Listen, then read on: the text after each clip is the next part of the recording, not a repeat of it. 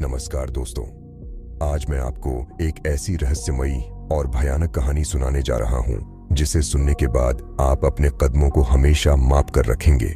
ये हादसा मेरे दोस्त के चाचा अविनाश जी के साथ हुआ, जो कभी भूत प्रेत जैसी बातों पर यकीन नहीं करते थे। लेकिन एक रात ऐसी अजीब घटना घटी जिसने उनकी सोच बदल दी। वह घटना इतनी डरावनी थी कि आज भी जब वे उस जगह की ओर जाते हैं तो उनका दिल कांप उठता है। आखिर उस सुनसान रास्ते पर क्या हुआ? क्यों अविनाश जी की जिंदगी हमेशा के लिए बदल गई? जानने के लिए इस वीडियो को अंत तक जरूर देखें, क्योंकि जो कुछ उन्होंने देखा और महसूस किया वह आपके होश उड़ा देगा। लेकिन कहानी शुरू करने से पहले आप सभी से एक छोटी सी गुजारिश है। कमेंट में हमें बताएं कि आप कहां से हैं और हमारे साथ कितने समय से जुड़े हुए हैं।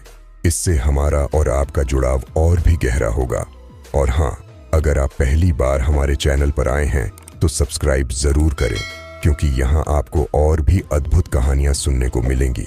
जिनके साथ यह भयानक हादसा हुआ था वह मेरे दोस्त के छोटे अंकल हैं, जिनका नाम है अविनाश। तो मेरा जो दोस्त है वह अपने पूरे परिवार के साथ राजस्थान के जयपुर में रहता है। लेकिन उनका अंकल यानी कि अविनाश जयपुर ना रहकर राजस्थान के भीलवाड़ा शहर में रहते हैं, जहां पर कपड़े बनाने का काफी ज्यादा कारोबार होता है। तो वहां पर एक कपड़े बनाने की फैक्ट्री में वह सुपरवाइजर का काम करते हैं। अविनाश काफी पढ़े लिखे हैं और वह कभी भी भूत प्रेत जैसी चीजों पर विश्वास नहीं करते हैं। जब उनके सामने कोई ऐसी बातें करता है तो वह उसे मूर्ख कहने लगते हैं। लेकिन एक बार अविनाश के साथ एक ऐसी घटना घटित होती है जिसके बाद वह आज तक उस सदमे से बाहर नहीं निकल पाए हैं। आज भी वह उस जगह की ओर जाते हैं तो उनके मन में भय बैठ जाता है। तो साथियों, इस वीडियो को शुरू करूं उससे पहले मैं आपसे कहूंगा कि आप अपने बारे में छोटा सा परिचय मुझे जरूर दे दें कि आप कहां के रहने वाले हैं, आपका नाम क्या है और आप कितने सालों से यह वीडियो सुनते आ रहे हैं, ताकि आपसे मेरा और बेहतर जुड़ाव हो सके। और हाँ, अगर आप इस चैनल पर पहली बार आए हैं तो इस चैनल पर और भी जबरदस्त अच्छे कहानियां मैंने आपके लिए तैयार की हुई है। तो आप बाकी वीडियोस को भी जरूर देखें। और जब आपको लगे कि वाकई में कमाल की वीडियोस आपको यहाँ पर देखने को मिलती है तो फिर चैनल को सब्सक्राइब जरूर कर लीजिए। तो चलिए अब आगे की कहानी हम शुरू करते हैं, और आगे की कहानी आप अविनाश के नजरिए से ही सुनने वाले हैं। नमस्कार दोस्तों, मैं हूं अविनाश, और जैसा कि आपको मेरे बारे में पता चल ही चुका है कि मैं राजस्थान के भीलवाड़ा शहर में एक कपड़ा बनाने वाली फैक्ट्री में सुपरवाइजर का काम करता हूं। वैसे तो मेरी ड्यूटी दोनों ही शिफ्ट में होती है।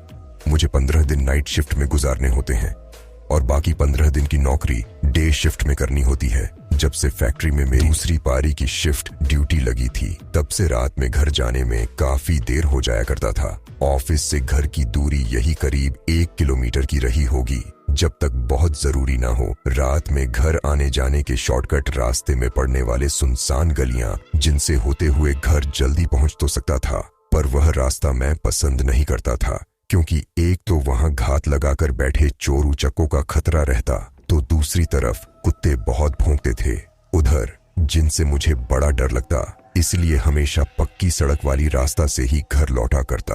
अब एक बार क्या हुआ कि मुझे फैक्ट्री में काम करते करते काफी टाइम हो गया, क्योंकि उस दिन माल भरने के लिए गाड़ी आई हुई थी, और उस माल को गाड़ी में लोड करने के चक्कर में मुझे फैक्ट्री में ही काफी रात हो गई थी। उस रात हवा बहुत तेज चल रही थी, मानो जोरों की बारिश होने वाली हो।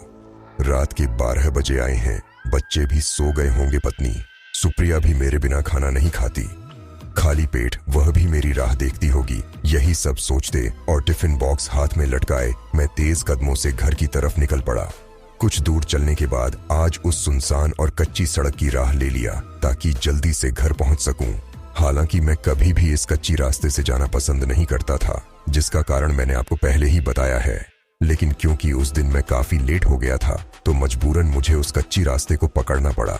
इतनी रात और ऊपर से यह सुनसान सड़क, मुझे डर भी लग रहा था, क्योंकि कुत्ते सतर्क होते दिखने लगे थे, मानो कोई अनजाना अनचाहा मेहमान चला आ रहा हो उनकी तरफ। वैसे इंसान हो या यह कुत्ते, बिन बुलाए मेहमान किसी को पसंद नहीं आते।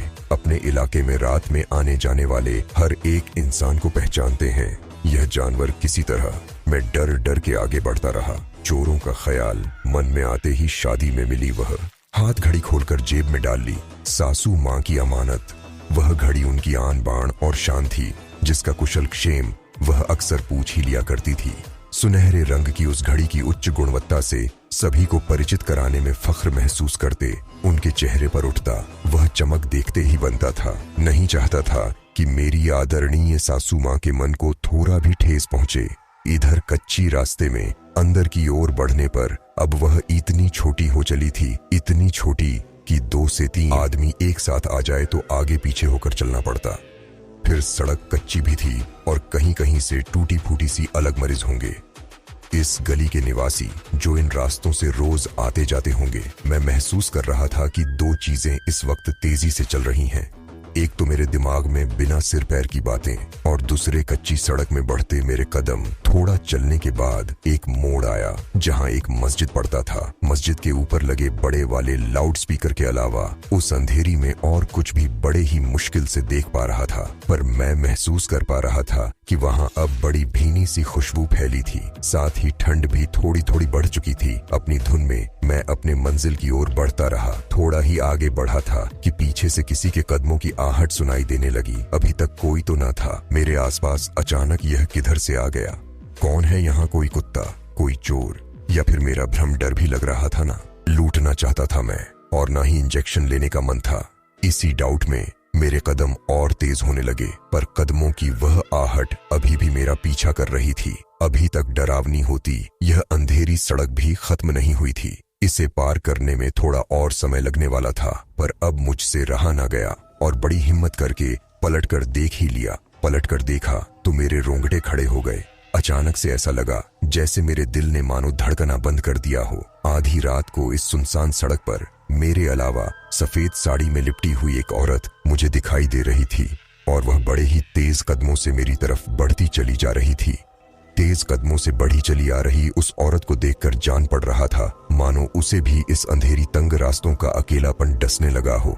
सफेद साड़ी में लिपटी होने की वजह से उसे इस अंधेरे में भी आसानी से देख पा रहा था।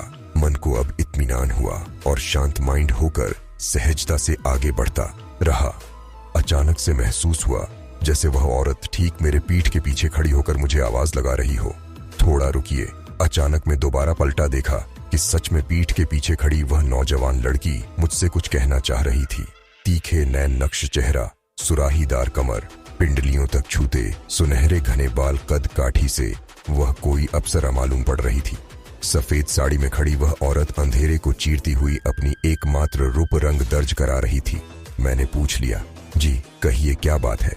जवाब में उस औरत ने रिक्वेस्ट की और बूढ़ी ताकतों से भी बचाएगा उसे साफ इनकार करते हुए मैंने खुद को उस अंगूठी से दूर किया और थोड़ा पीछे खिसका। मैंने कहा, देखिए ऐसा है कि मैं इन सब दकियानूसी बातों में यकीन नहीं करता, इसलिए बेहतर होगा कि आप इसे मुझसे दूर रखें। मैंने बेरुखी से जवाब देकर उस अंगूठी को लेने से साफ इनकार कर दिया। पर एक बात गौर करने लायक थी कि मेरे इतने बेरुखी भरे रवैये के बाद भी वह औरत थोड़ा भी डिस्टर्ब्ड न हुई और बिल्कुल शांत दिमाग होकर खड़ी रही। उसके साथ के व्यवहार पर मुझे अंदर से तरस भी महसूस हो रही थी। हालांकि मुझे पता था कि मैंने जो भी किया सही किया।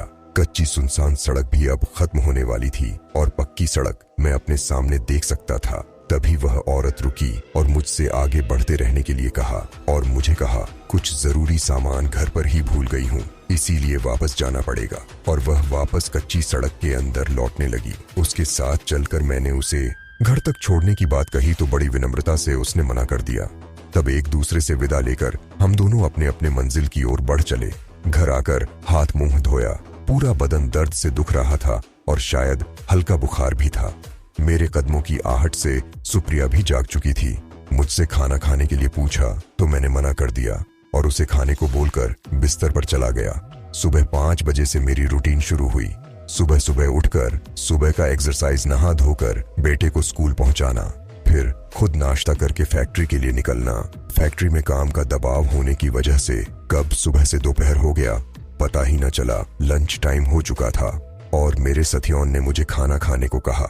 फिर आपस में बतियाते हुए हम लोग अपना खाना खत्म करने लगे।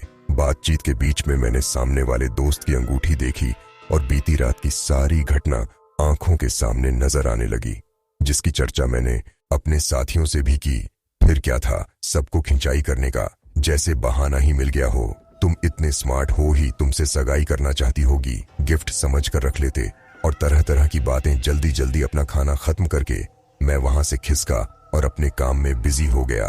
पर मन में साथियों की कहीं उलझ-फुल बातें चल रही थीं। यही नहीं, वह बातें सही प्रतीत होने की गलतफहमी भी हो रही थी कि कहीं सच में उसे पसंद तो नहीं आ गया, इसीलिए उसने अपनी अंगूठी मेरे तरफ बढ़ाई होगी और मैं अपने काम में व्यस्त हो गया। ज्यादा काम का दबाव होने के कारण आज भी रात के 12 बज गए। पर आज साथ में एक साथी भी था जो घर वापसी में मेरे साथ साथ हो लिया। थोड़ी दूर तक साथ चलने के बाद वह अपने घर के लिए दूसरी तरफ मुड़ गया और मेरे सामने फिर से वही कच्ची सुनसान सड़क थी। मुझे समझ में नहीं आ रहा था कि क्या करूं क्या ना करूं। पता नहीं क्यों, पर फिर से उसी सुनसान कच्ची सड़क में घुस गया, जैसे कोई मुझे बुला रहा हो या मैं खुद से जाना चाहता था। हाथ में टिफिन बॉक्स लिए मेरे उत्सुक कदम आगे बढ़े जा रहे थे। पर आज एक बात बड़ी अजीब थी। इस रास्ते में एक भी कुत्ते नहीं दिख रहे थे। कहाँ गए सब? एक दिन में इतने परिचित हो गए। यह बेजुबान जानवर मुझसे आगे चलता है।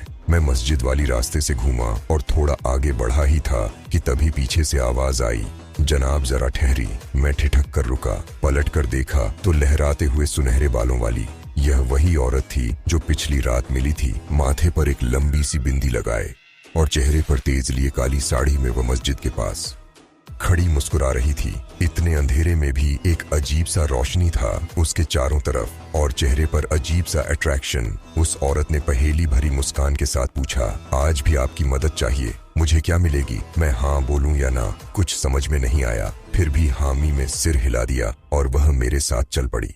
आज चुप नहीं थी, वह बोले ही जा रही थी, जैसे मेरे आने का ही इंतजार कर रही हो कि क्या क्या बताना है, क्या पूछना है। मानो उसने सब कुछ पहले से ही सोच रखा हो। मैं कौन हूँ, कहाँ रहता हूँ, घर पर कौन कौन है, मेरी पसंद नापसंद वगैरह वगैरह टाइप के सवालों के तीर एक एक करके वह मेरी तरफ चलाती जा रही थी।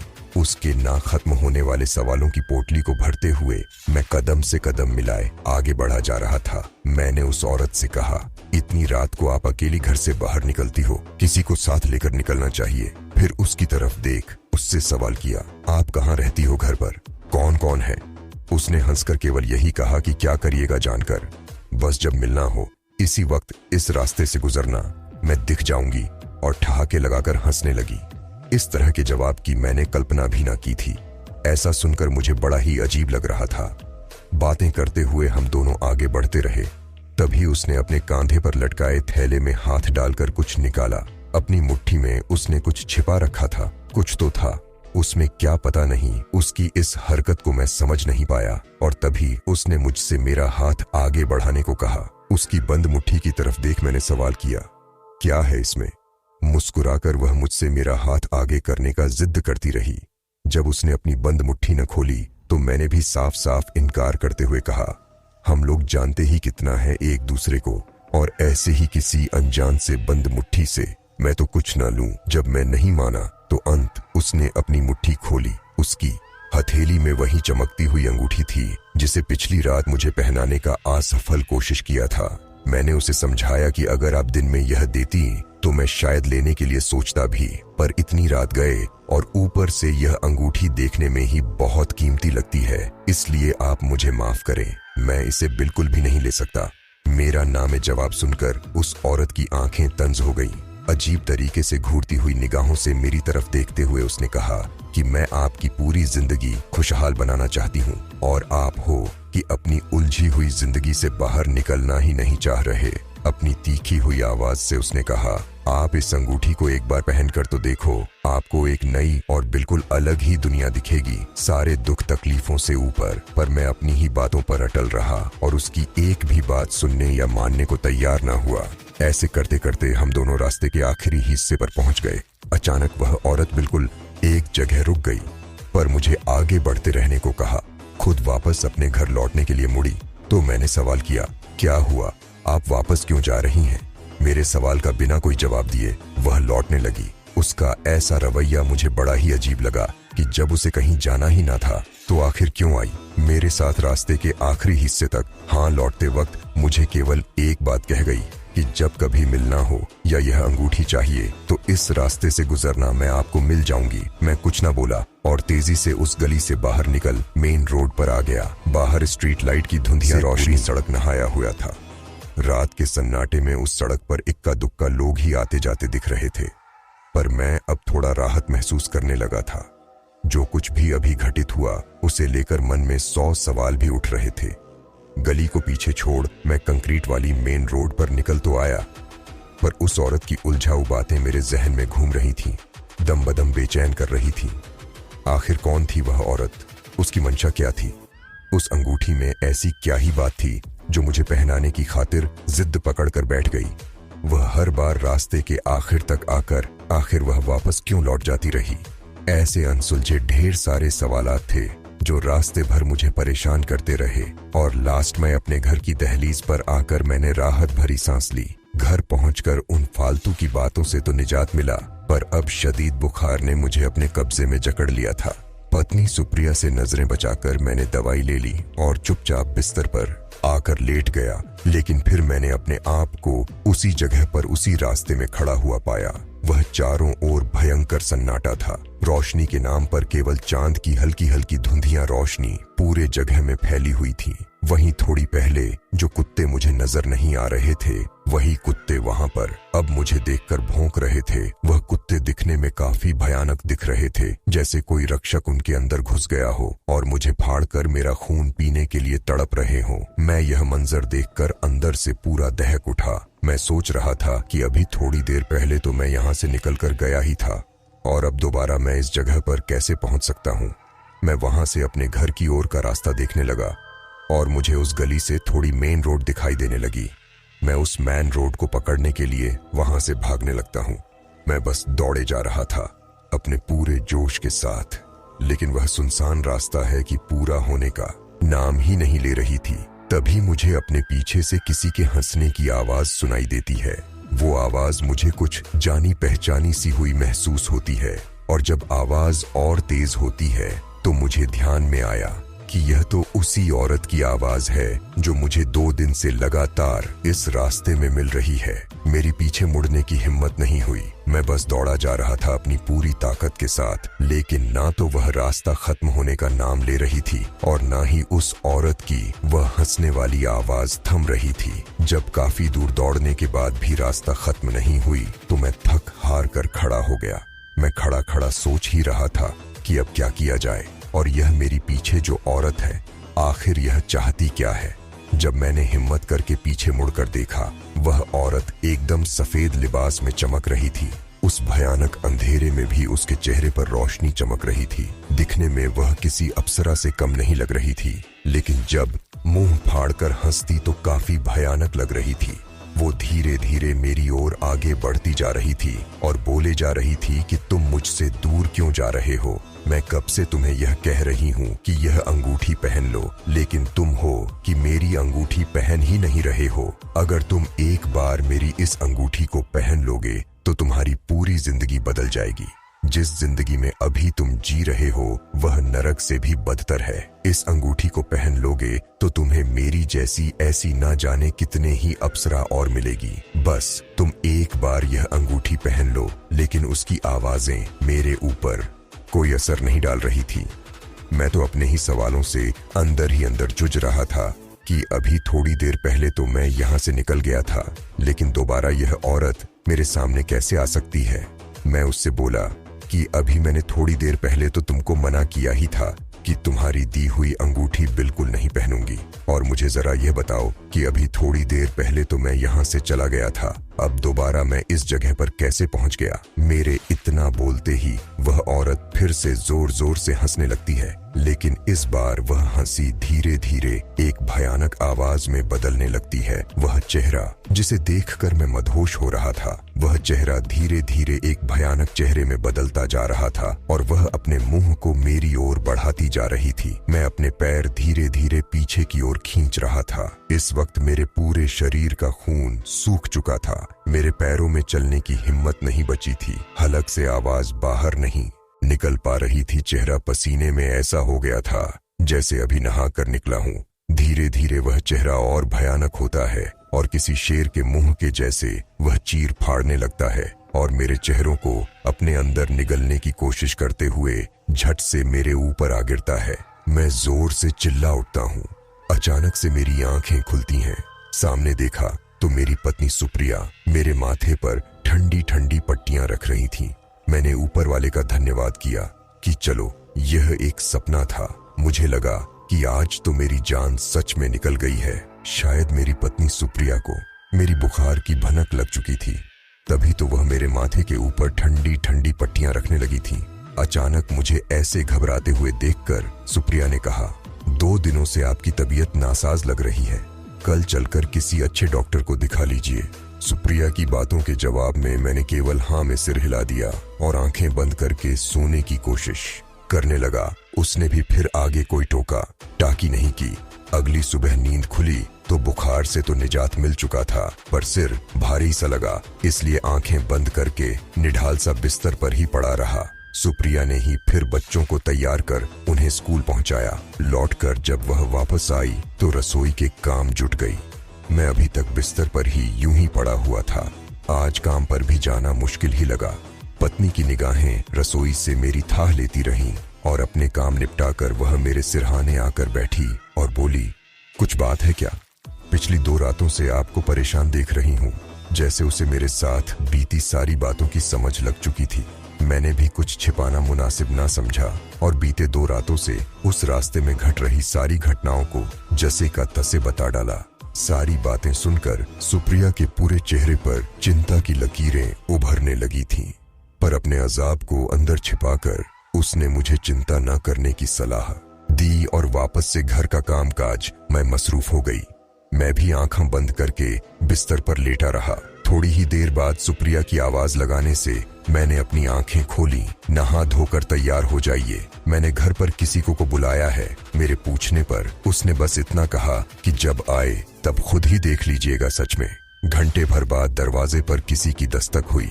अलख निरंजन घर की चौखट पर खड़े पास के ही एक बाबा की आवाज लगाने से मैंने उधर पलट कर देखा। पत्नी सुप्रिया ने उन्हें घर के अंदर बुलाकर उनका मेहमान नवाजी किया और बैठने के लिए कुर्सी दिया, पर बाबा की नजर जैसे मुझ में कुछ तलाश रही थी। बड़े ध्यान से वह मुझे ही घूर रहे थे। सुप्रिया ने बाबा जी के आगे कराया। इसके बाद मेरी तरफ देख इशारे से उन्हें कुछ बताने की कोशिश करने लगी, पर जैसे बाबा की टोन हाई आंखों ने मेरे मन की सारी बातें पढ़ ली थीं और पलकें ढप उन्होंने सुप्रिया को शांत रहने का इशारा किया। वह मुझसे बोले, बेटा, पिछले रातों में घटी सारी बातें मुझे विस्तार से जाननी है। मैंने भी फिर कुछ नहीं छिपाया और हर एक बात विस्तार से उन्हें बता दी। सारी बातें सुना डाली। बाबा के चेहरे पर खून साफ झलकने लगी थी, पर कंट्रोल से काम लेकर उन्होंने अपने दिमाग की निर्मलता को भंग ना होने दिया। आंखें बंद कर कुछ देर अंतर ध्यान रहे और फिर थैले से मुट्ठी भर फफूंद निकालकर मेरे माथे पर मल दिया। मेरे पास बैठी सुप्रिया की शानदार निगाहें अनिमेष उन्हें निहारती रहीं। कुछ पल कमरे में सन्नाटा पसरा रहा और फिर बाबा जी की बातों से उसमें जाग पड़ गई। बाबा जी ने बताया, तुम्हारी मुलाकात एक जिन्न से हुई थी। जिसके बाद थोड़ी देर तक वहां सन्नाटा पसरा रहा। बाबा जी ने गंभीर होते हुए आगे बोलना शुरू किया। रास्ते का आखिरी हिस्से ही उसका अंतिम दायरा था, इसीलिए वह उससे आगे नहीं बढ़ पाई। हवा में फैली वह भीनी खुशबू या अचानक से ठंड का वह एहसास और कुछ नहीं उस जिन्न की उपस्थिति का प्रमाण था। अपनी अंगूठी के माध्यम से वह तुम्हें उस पारलौकिक दुनिया में लेकर जाना चाहती थी। अगर भूल से भी तुमने वह अंगूठी पहन ली होती तो बड़ा अनिष्ट हो जाता। उनकी बातें सुन मैं अंदर तक कांप उठा था। सुप्रिया ने मेरा हाथ थामकर मुझे शांत किया। बाबा जी ने बताया, अब भयभीत होने वाली कोई बात नहीं, खतरा टल गया है। पर हाँ, एक बात का हमेशा ध्यान रहे कि चाहे कुछ भी हो जाए, रात में भूल कर भी उस रास्ते में कदम मत रखना। अभी तक उस जिन्न ने तुम्हें अपनी सुंदरता और प्यार के आकर्षण से मात्र अंगूठी के सहारे अपने साथ ले जाने की प्रयास किया। बड़े खुशकिस्मत निकले कि तुम उस रास्ते के आखिरी हिस्से यानी जहां उसका दायरा खत्म होता है वहां पहुंच गए। इसीलिए वह कुछ न कर पाया और उसे खाली हाथ लौटना पड़ा। बाबा जी की बातों पर मैंने उन्हें टोक कर पूछा, पर बाबा जी, उस रास्ते में तो इतने सारे लोग रहते हैं, उन सब का क्या? सवाल सुनकर बाबा जी मुस्कुराए और मेरी तरफ देखते हुए कहा, अच्छा यह बताओ, क्या तुमने उस रास्ते में उस औरत के सिवा किसी इंसान को देखा था? फिर अपने सवाल का जवाब खुद ही देते हुए उन्होंने कहा, नहीं ना। पता है क्यों? क्योंकि उस रास्ते में रहने वाले लोगों को इस बात की जानकारी पहले से ही है, जिसकी वजह से रात में कोई नहीं निकलता सिवाय कुत्तों के। बाबा जी को बीच में ही रोकते हुए मैंने कौतवश उनसे सवाल किया, बाबा जी, एक बात मुझे बड़ी अजीब लगी। पहले दिन जब मैंने उस रास्ते में प्रवेश किया तो ढेर सारे कुत्ते मुझ पर भौंक रहे थे, पर अगले दिन जब मैं फिर से उस गली में घुसा तो कुत्तों का नामो निशान भी न था। तो क्या वह सब उस औरत का भ्रमजाल? कहते कहते मैं चुप हो गया। वह बोले, तुमने सही समझा, वह उस औरत यानी जिन्न का भ्रमजाल ही था। जिन्न बहुत शक्तिशाली होते हैं, वह किसी पर भी अपना असर आसानी से छोड़ सकते हैं और बड़ी आसानी से किसी को भी अपने वश में कर सकते हैं। तुम भाग्यशाली हो कि उसके चंगुल से बच निकले, और हो सके तो कुछ दिन के लिए अपनी शिफ्ट ड्यूटी सुबह की लगवा लो ताकि शाम होने से पहले ही घर लौट सको, बाबा जी ने हिदायत देते हुए कहा। फिर बाबा जी ने अपने थैले में हाथ डालकर कुछ निकाला, पर इस बार वह अंगूठी नहीं थी, एक ताबीज थी। उस पर मंत्र पुककर उन्होंने उसे मेरी तरफ बढ़ाया। इस बार मैंने उन्हें मना नहीं किया, बल्कि अपनी बांह आगे बढ़ा दी। उन्होंने मंत्र उच्चारण के साथ उस ताबीज को मेरी बाजू पर बांधते हुए कहा, इसे हमेशा बांधे रखना, यह तुम्हारी रक्षा करेगा, चाहे कुछ भी हो जाए, उतारना मत। फिर हम पति पत्नी को सदा सुखी रहने का आशीर्वाद देकर बाबा जी चले गए। मैं ठहरा, पढ़ा लिखा और ऊपर से शहर में रहने वाला इंसान जिन्न प्रेत जैसी बातों पर मैंने आज तक कभी यकीन नहीं किया। जैसा कि मैंने रास्ते में मिली उस औरत या तथा कथित जिन्न को भी बताया था कि किसी भी दो की अनसी बातों पर मैं यकीन नहीं करता। मेरा दिमाग बाबा जी के द्वारा कई बातों पर भी प्रश्न चिन्ह खड़ा कर रहा था, पर रास्ता में मैंने जो भी अनुभव किया उसे सामान्य भी तो नहीं कहा जा सकता। परिदृश्य को देखने के नजरिया हर किसी का अलग अलग होता है। हर इंसान अपने हिसाब से परिस्थिति का आकलन करता है। यह जरूरी भी नहीं कि वह आकलन हर बार सच्चाई से मेल खाता ही हो। अब क्या सच है और क्या झूठ, यह न तो मैं जानता था और न ही बाबा जी। यह तो सिर्फ ईश्वर को ही पता था, या फिर उस औरत को। पर एक बात तो थी, बाबा जी के तर्क भरे उत्तर से उस रास्ते में घटी सिलसिलेवार घटनाओं और उस औरत के बारे में मेरे मन मस्तिष्क में उठते ढेरों सवालों पर अब विराम लग चुका था। हालांकि बाबा जी की बातें सुनकर मैं बहुत डरा हुआ था, जिसकी वजह से भूलकर भी अब उस गली में जाने की मेरी हिम्मत न थी। आज उस घटना के करीब 10 साल होने को है।